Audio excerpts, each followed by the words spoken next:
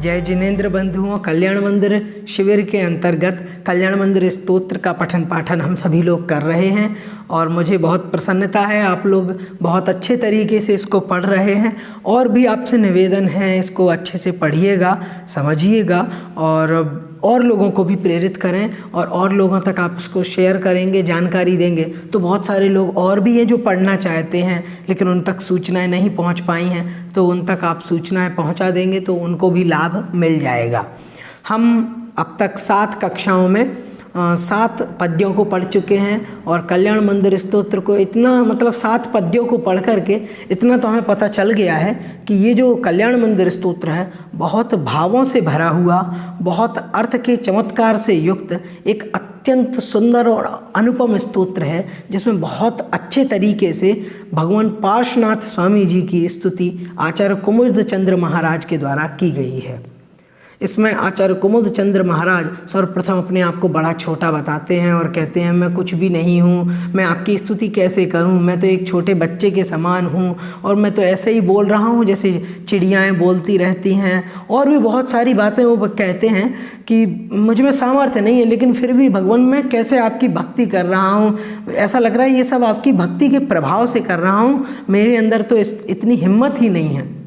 अब अगली जो पद्य है, अगला छंद है, उसमें क्या कहते हैं और भगवान की महिमा को, भगवान की भक्ति को यहाँ पर बताते हैं। अगला और 8वां पद्य हम पढ़ रहे हैं, आइए एक साथ उच्चारण करते हैं। हृद्वर्तिनि त्वयि विभो शिथिली भवन्ति जन्तोः क्षणेन निबिडा अपि कर्मबन्धाः सद्यो भुजङ्गम मया इव मध्यभागमव्यागते वनशिखण्डिनि चन्दनस्य। हमने इस तरीके से इसका उच्चारण देखा, लेकिन कुछ जगह आप लोगों को ध्यान रखना है। कुछ लोग हृदवर्तिनी जो है यहाँ पर आपको ध्यान देना है। हृदवर्तिनी, हृदवर्तिनी, हृदवर्तिनी, हृदवर्तिनी, इस प्रकार से आप 3-4 बार बोलेंगे तो इसका उच्चारण आपको अच्छे से आ जाएगा, क्योंकि संस्कृत में ऐसे शब्द होते हैं 2-3 शब्दों को मिला करके बनते हैं, या कुछ ऐसे होते हैं जिनमें 2-3 मात्राएं एक साथ आ जाती हैं, तो लोगों को अभ्यास नहीं होने की वजह से उच्चारण में बहुत परेशानी आती है। मैं ये कहूँगा आप 2-3 बार उच्चारण करेंगे तो अभ्यास करने से आपका उच्चारण बहुत अच्छा हो जाएगा और समझ में भी आने लगेगा। अब यहाँ पर और कहाँ पर दिक्कत हो सकती है, सद्यो जो है, सद्यो नहीं पढ़ना है, सद्यो बोलना है इसको तीसरी पंक्ति में, और उसके बाद बाकी सारा का सारा सरल है, कोई भी कठिन नहीं है। चलिए आइए हम इसको पदच्छेद कर लेते हैं और देखते हैं कहाँ कहाँ पर हमें थोड़ा सा ध्यान रखना है। जैसे यहाँ पर आप देखेंगे जो तीसरी पंक्ति का जो अंतिम भाग है उसमें लिखा है मध्य भाग मभ्यागते, तो मध्य भाग और मभ्यागते जो है यहाँ पर संधि है, मध्य भागम अभ्यागते, मध्य भागम अभ्यागते, और इनको मिलकर के बनता है मध्य भागम अभ्यागते। तो है तो ये एक संधि युक्त पद ही, लेकिन जब हम अर्थ करेंगे तो इसको तोड़ लेंगे संधि विच्छेद करके, इसका अर्थ हम जानेंगे। तो इसमें और कहीं संधि नहीं है, सरल ये छंद है। आइए इसका अर्थ हम देखते हैं यहाँ पर क्या कह रहे हैं और भगवान की स्तुति किस तरीके से यहाँ पर कर रहे हैं, भगवान के गुणों का वर्णन कैसे कर रहे हैं। तो कहते हैं हृदवर्तिनी त्वयि विभो, विभो जो है यहाँ पर संबोधन परक शब्द है, तो कहते हैं विभो, हे विभु, हे स्वामी, हे स्वामिन, हे जिनेंद्र देव, त्वयि हृदवर्तिनी सती। हृद मतलब होता है हृदय और वर्तिनी मतलब उसमें वर्तमान रहते हुए, त्वयि मतलब आपके, हृदवर्तिनी मतलब हृदवर्तिनी से तात्पर्य है हृदय में रहते हुए, हृदय में वर्तते हुए, हृदय में रहते हुए, ये यहाँ पर अर्थ लेना है कि हे जिनेंद्र देव त्वयि हृदवर्तिनी, आपके हृदय में रहते हुए, जंतो हो मतलब जंतुओं के, जो जंतु होते हैं, जंतु से तात्पर्य जीव जंतु नहीं, कीड़े मकोड़े नहीं, जंतो हो मतलब लेना है प्राणियों के, जंतो हो निबिड़ा अपि कर्म बंधाहा, निबिड़ाहा से तात्पर्य है सघन, घने, एकदम घनघोर, निबिड़ाह अपि कर्म बंधाह, जो कर्मबंध हैं वो कैसे हैं? वह कर्मबंध निबिड़ाः अर्थात सघन कर्मबंधाः, कर्मों के जो बंधन हैं, मतलब आत्मा को जो कर्मों ने बांध लिया है, तो कहते हैं निबिड़ाः अपि कर्मबंधाः। निबिड़ाः से तात्पर्य लेना है सघन घनघोर, कर्मबंधाः मतलब कर्मों के बंधन, अपि से मतलब भी, तो कहते हैं निबिड़ाः मतलब घनघोर कर्मों के बंधन, अपि मतलब भी, घनघोर कर्मों के बंधन भी, क्षणेन मतलब क्षण मात्र में ही, थोड़े से समय में ही, क्षण मात्र में ही, शिथिली भवन्ति। शिथिली भवन्ति से तात्पर्य है शिथिल हो जाते हैं। शिथिल मतलब ढीले पड़ जाते हैं। कर्मों के बंधन हैं, घनघोर हैं, जोर से बंधे हुए हैं, वे बंधन भी शिथिली भवन्ति अर्थात वो कैसे हो जाते हैं? वो ढीले पड़ जाते हैं। जैसे हमने कोई गांठ बांधी हुई है तो वो ढीली पड़ जाए, तो उसी प्रकार से यहाँ पर कह रहे हैं कर्मों का जो बंधन है वो ढीला पड़ जाता है। अब आगे कह रहे हैं कि किस प्रकार से, तो अगली पंक्तियों में, 2 पंक्तियों में दृष्टांत दिया हुआ है और उस दृष्टांत में वो बताते हैं कि वन शिखंडिनी चंदनस्य मध्य भागम अभ्यागते। वन शिखंडी, शिखंडी मतलब होता है मोर, मयूर जो होता है उसको कहते हैं शिखंडी, और वन शिखंडी मतलब जंगलों का जो मयूर है, जंगलों के जो मोर होते हैं, तो वो कह रहे हैं जो जंगली मोर है उस जंगली मोर के चंदनस्य मध्य भागम अभ्यागते। चंदन का जो वृक्ष है उस चंदन के वृक्ष के मध्य भाग में आ जाने पर, अर्थात चंदन का कोई वृक्ष है और उस चंदन के वृक्ष के मध्य में आ गया है, मतलब उसके बीच में उस पेड़ पर आ गया है, तो कहते हैं कि भुजंगम मया इव शिथिली भवन्ति। जो भुजंगम मया, भुजंगम मतलब होता है सर्प, वैसे सर्प को भुजग कहते हैं और भुजंग कहते हैं और भुजंगम भी कहते हैं। तो भुजंगम मया मतलब होता है सांपों की कुंडलियाँ, जो सांप जो कुंडली बना करके ऐसे से घेरा करके और ऐसे फिर बैठ जाता है, तो कहते हैं यहाँ पर कि भुजंगममया इव।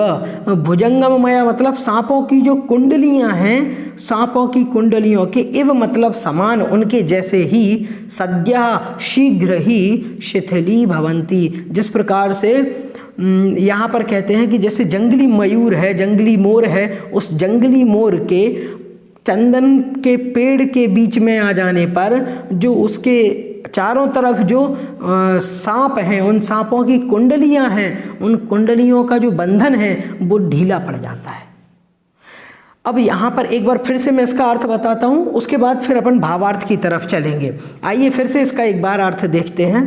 कहते हैं कि हृदवर्तिनी त्वयि विभो प्रथम शिथिली भवन्ति। विभो से मतलब है हे विभु, हे स्वामी, हे भगवान, त्वयि आपके, हृदवर्तिनी मतलब हृदय में रहते हुए, जंतोः निबिड़ाः अपि। जंतोः मतलब जंतुओं के, जंतुओं के मतलब प्राणियों के, संसारी प्राणियों के, निबिड़ाः अपि जो घनघोर हैं, सघन हैं, एक साथ हैं, घोर हैं, ऐसे कर्मबंधाः कर्मों के बंधन भी क्षणेन क्षण मात्र में ही शिथिली भवन्ति शिथिल हो जाते हैं। तो कहते हैं किस प्रकार से शिथिल हो जाते हैं, ऐसा तो कोई उदाहरण हमें मिलता नहीं है। तो यहाँ पर उस बात को स्पष्ट करते हैं कि चंदनस्य मध्य भागम, चंदन के वृक्ष के मध्य भाग में, वन शिखंडिनी अभ्यागते सति। वन शिखंडिनी मतलब जंगली मोर के अभ्यागते आ जाने पर, भुजंगममया इव, जो भुजंगममया मतलब सांपों की कुंडलियां हैं, इव उनके समान। अब देखिए इसका हम एक बार अर्थ मैं आपको बताता हूँ, उसके बाद हम लोग भावार्थ पर चलेंगे। अर्थ इसका सामान्य रूप से यह है, वो कहते हैं कि हे जिनेंद्र देव, आपके जो हृदय में रहते हुए, आपके हृदय में रहते हुए जंतुओं के, जो जंतु से तात्पर्य है प्राणियों के सघन से सघन कर्मों के बंधन भी ढीले पड़ जाते हैं। तो कहा कैसे ढीले पड़ जाते हैं? तो वो अगले फिर दृष्टांत से, इसको उदाहरण के माध्यम से इसको बताते हैं कि जिस प्रकार से एक जंगली मोर के चंदन के पेड़ के बीच में आ जाने पर या चंदन के पेड़ के ऊपर आ जाने पर जो सांपों की आसपास जो कुंडलियां बना करके बैठे हैं, उन सांपों की कुंडलियां ढीली पड़ जाती हैं, उसी प्रकार से जिनेंद्र देव आपके हृदय में रहते हुए, मतलब जिन संसारी जीवों के हृदय में आप रहते हैं, उन संसारी जीवों के कर्मों के बंधन चाहे कितने ही सघन क्यों ना हो, कितने ही मजबूत क्यों ना हो, वे भी अपने आप ढीले पड़ जाते हैं। इस प्रकार से यहाँ पर बता रहे हैं।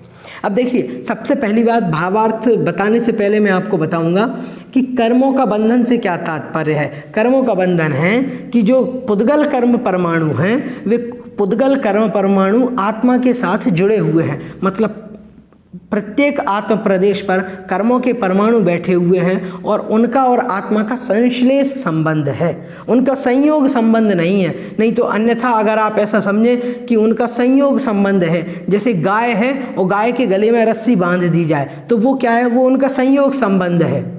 लेकिन आत्मा का कर्मों के साथ एक क्षेत्रावगाह संश्लेष संबंध है।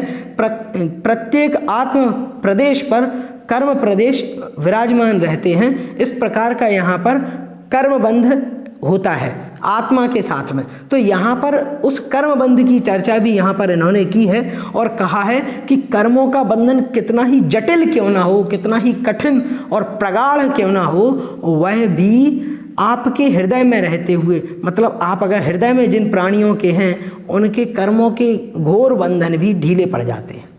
दूसरी बात इसमें इन्होंने बताई है कि वंशखंडिनी, मतलब जो जंगली मोर है, उस जंगली मोर के आ जाने पर, अब जंगली मोर से क्या मतलब है, मतलब ये है कि जो जंगल में जो मोर रहते हैं, उनकी प्रवृत्ति ऐसी होती है कि वो सांप भी खा लेते हैं। मतलब मुख्य रूप से उनको सांप वो खा लेते हैं, जो सांप होते हैं सर्प, उन सांपों को वो खा जाते हैं। तो इस वजह से जो सांप होते हैं वह मोरों से डरते हैं। और कई प्रकार से लोग बताते भी हैं, जो तंत्र मंत्र करने वाले हैं, टोटके करने वाले हैं, वो लोग बताते हैं कि घर में यदि आप मोर के पंख लगाएंगे या मोर का कोई भी चित्र लगाते हैं, तो आपके घर में सांप वगैरह नहीं आएंगे, क्योंकि सांप मोर से डरते हैं। तो ये जो टोटके वगैरह हैं या तरीके हैं, ये कभी कभी काम भी कर जाते हैं और हो सकता है नहीं भी करें, लेकिन ऐसा सुनने में बहुत आता है। दूसरी बात यहाँ पर बता रहे हैं कि जब चंदन के पेड़ जो होता है, वो चंदन की सुगंध जो होती है वो अत्यंत प्रिय होती है सांपों के लिए। तो सर्प जो होते हैं वो चंदन के पेड़ के चारों तरफ लिपटे रहते हैं, वो वहीं पर अपना घर बना लेते हैं, बिल बना लेते हैं और वहीं पर वो रहने लगते हैं और समय समय पर आकर के चंदन के जो तना है उस तने से लिपट करके वहीं पर अपनी कुंडली बना करके और बैठे रहते हैं। बहुत सारे सर्प रहते हैं वहाँ पर। तो उसी बात को आधार लेकर के यहाँ पर इसको समझाया गया है। तो ये दो तीन बातें आपने जान ली है। अब मैं आपको बताता हूँ इसका भावार्थ क्या है। अब भावार्थ में वो यहाँ पर कह रहे हैं, जिस प्रकार से जंगली मोर जब आता है और जंगली मोर अगर किसी चंदन के पेड़ पर आ जाए, चंदन के पेड़ के बीच में आ जाए, तो आसपास जितने भी प्रकार के जो सांप हैं और सांप की कुंडलियाँ हैं, वो डर के मारे कि अब तो ये सांप आ गया है, मुझे खा जाएगा, इस प्रकार का भय उनके अंदर हो जाता है। और इस कारण से जो कुंडली बांध करके वो बैठे हुए सांप थे, ऐसे वो सांप भी, उनकी कुंडलियां भी कैसी हो जाती हैं, तुरंत ढीली पड़ जाती हैं। वे कुंडली को छोड़कर तुरंत ऐसा आचरण कर लेते हैं मानो वे अपने बिल में पुनः प्रवेश कर रहे हों, क्योंकि उन्हें भय रहता है अगर वो कुंडली मार के ऐसे ही बैठे रहेंगे तो फिर वो मोर आकर के उन्हें खा जाएगा। तो इस भय के कारण से उनकी कुंडलियां ढीली पड़ जाती हैं डर के कारण से, और वे तुरंत अपने बिल में चले जाते हैं। अब उसी उदाहरण को लेकर के यहाँ पर उन्होंने कहा है कि हे जिनेंद्र देव, आप जिस व्यक्ति के हृदय में रहते हैं, आप जिस प्राणी के हृदय में रहते हैं, तो उस व्यक्ति के जो सघन से सघन कर्मों के बंध हैं, वे कर्मों के बंध भी कैसे हो जाते हैं, वे अपने आप ढीले पड़ जाते हैं। आपके केवल हृदय में रहने मात्र से। इसीलिए तो हम लोग मतलब कहते हैं अथवा सुनते हैं कि हमेशा भगवान को अपने हृदय में धारण करो, या हृदय में आप मेरे और में रहिए, इस प्रकार से हम कई बार स्तुति में भी कहते हैं। तो ये जो सारी की सारी बात है उसी को उद्धरण लेकर के यहाँ पर उन्होंने कहा है कि हे जिनेंद्र देव, आप जिन जीवों के हृदय में रहते हैं उन जीवों के कर्मों के बंधन तो स्वयमेव ही और शीघ्रता से ही अपने आप ढीले पड़ जाते हैं, उन्हें कोई प्रयत्न नहीं करना पड़ता।